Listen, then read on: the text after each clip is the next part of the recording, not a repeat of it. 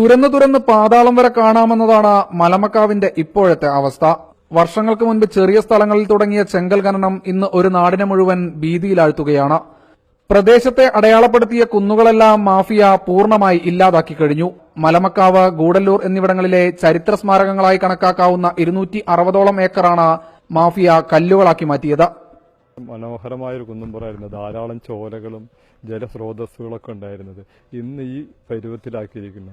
ഒരു തുള്ളി വെള്ളം കിട്ടാനോ തന്നെയല്ല കുട്ടികൾ വീണ് കയ്യും കാലൊടിഞ്ഞ് ധാരാളം പേർക്ക് പരിക്കുപറ്റിയുണ്ടായി. ഇവിടെ കേവലം സെന്റുകളിൽ മാത്രം ഖനനം നടത്താനുള്ള അനുമതി സമ്പാദിച്ചാണ് ഈ മലതുരക്കൽ.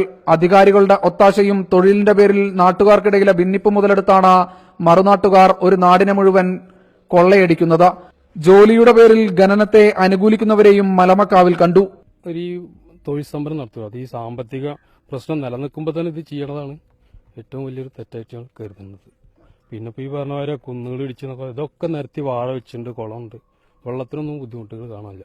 വേനലെത്തും മുൻപ് തന്നെ വരൾച്ചയുടെ വരവ് കിണറുകളടക്കം പ്രദേശത്തെ മിക്ക ജലാശയങ്ങളും അറിയിച്ചു തുടങ്ങിയിട്ടുണ്ട്. ഖനനത്തിന്റെ രൂക്ഷത പരിശോധിക്കേണ്ട ജിയോളജി വകുപ്പാകട്ടെ ഇതൊന്നും കണ്ടില്ലെന്ന് നടിക്കുകയാണ്.